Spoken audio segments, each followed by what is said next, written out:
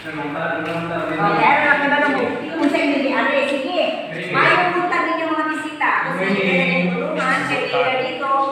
Ako pa ang mga educators, di ano mga statue ni atong 15th century. Di atong 15th century, mauni siya ang site sa atong first mass in the Philippines din mismo ang kitabo. O, di atong 15th century, mauni siya sa Raha Kulambo. Si Raha Kulambo, gikan sa Indonesia, ning-anin sa Pilipinas, siya may Raha, hindi siya may nakadiscover sa Limasawa. Pag-abot ni Raha Kulambo sa isla, iya unang ipangantan ang isla o Masawa. First ni mga island is Masawa, yun ang unang pangalan. O, sabi na ata pa yung Raha. Pero pagdating ng panahon na nag-asawa siya ng 5, yun ang dahilan na naging Limasawa ang island. Yun. O, 5 asawa. O, 5 asawa. 5 asawa mo. O.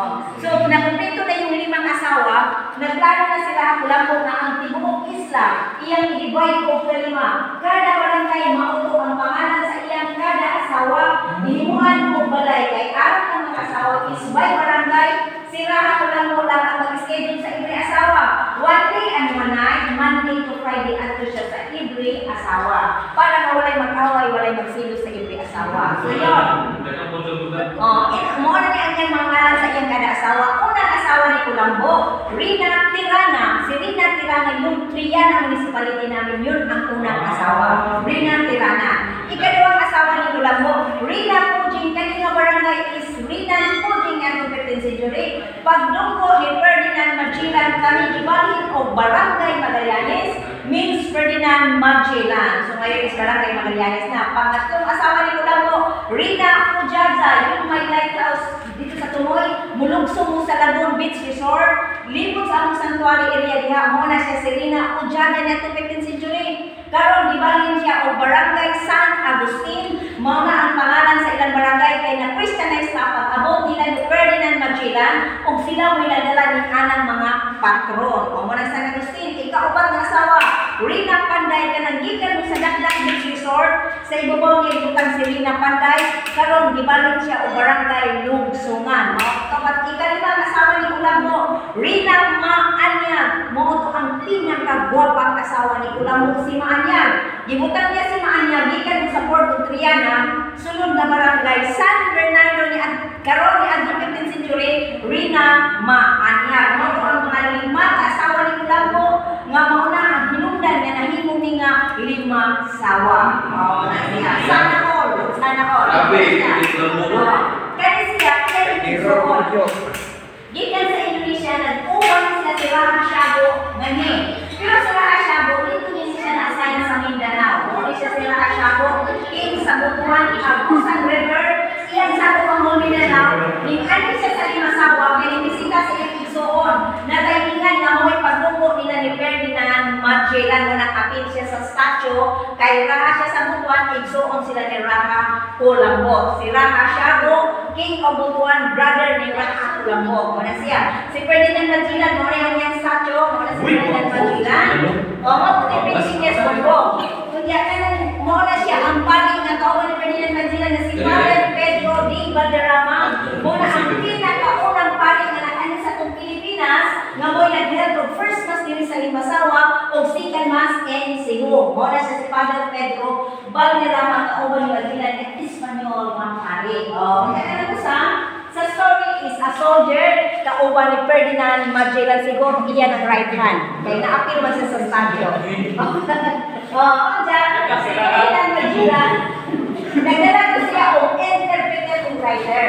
Ang interpreter si Enrique Malacca, ang interpreter si Antonio Vigapeta, muna ang chronicler ni Magellan, muna siya ang writer ni Magellan, muna nga natay story kay ang writer ni Magellan, buhi na nga nakabalik sa Spain. Oto si Antonio Vigapeta, ang writer ni Magellan, chronicler ni Ferdinand Magellan. Unsya, mao na ang galyon ni Magellan. Ni atong 15th century, ang pangalan sa mga bangka ay yung gisakyan is galyon. Mao na ang galyon. Kalakalang galyon.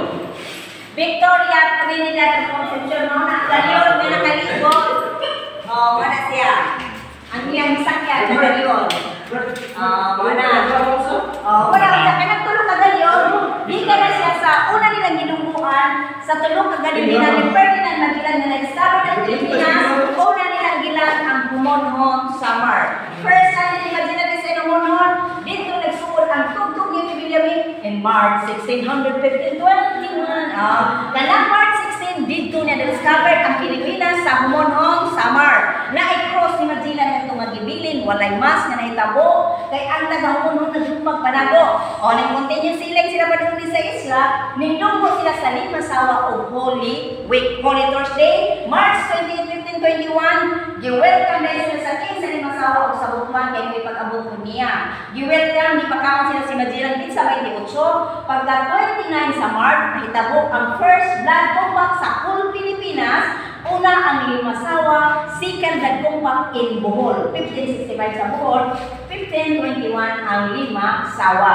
Pagka 30, nag-harvest sila ng rice. Pagka March 31, nahitabo ang atong first Easter sa Limas. Si Father Pedro nagmas na ni muli ang una na cross ng ipukod nila kanina mismo. Paghuman sa paniod to nagdala sa ibabaw, muna na ako'y second cross Pastor. Ang cross nito is cross overlooking lang ang story. Bohol, Camiguin, Leyte, Tibok Isla, hantod sa Pikas. Overlooking lang ang story nga to. So, kanina mo una siya. Kanina yung una paghuman ng misa. Pagka April 4 na humaning, continue sila pa doon sa Cebu, ning abot sila sa Cebu o April 7. Ang king sa Cebu, si Rara, humabot ang iyang asawa, si Rina Juana. Gi-welcome lang sila sa Cebu, ning standby og 1 week, nahitabo ang second mass and Cebu, April 14. Mao nga paghuman og mass dito sa Cebu, gitagaan na pud sila sa Cebu og cross, mao to ang ika-upat na cross nga gihatag ni Magellan sa Pilipinas. Pero ang Cebu, mao may mga buutan, mao may nagpabunyag, kanit ka Cebuanos convert to Christian in Cebu, mao nga gitagaan sila ni Ferdinand Magellan og Santo Niño sa Cebu. Munang naa sila Santo Niño ngayon i-fluvial sa dagat kay gikan na sa Spain, gidala-dala ni Magellan ning atin sa first mass sa Limasawa dito sa Cebu, second mass gihatag nga iregalo sa king sa Cebu. Pagka April 27, Magellan munting siling to Mactan. Pag-abot niya sa Mactan Island, nakita nila pula-pula na yung mga Espanyol nga nagpadong. Magkik-away ka sa mga Espanyol.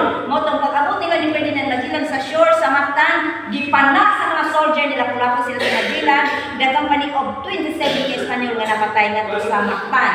Si Father Pedro, si Pigapetta, nagpabili na sila silang galyon ng udas-das na itong apil. Wala sila nangamatay, mauna sila winning balik sa Spain. Gikan sila sa Cebu, kay ang sugo sa Spain, okay, Magellan, mulibot ka sa Cebu, kalimutan to spread the word of God. Pagbalik sa Spain, pangitaon ninyo ang Spice Island. Kung magikan sila sa Cebu, nagita na.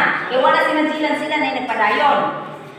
Gikan Cebu, Palawan, Mindanao, Sulu Archipelago, Borneo, Tidor, Molucas Island. Muna ang Spice Island.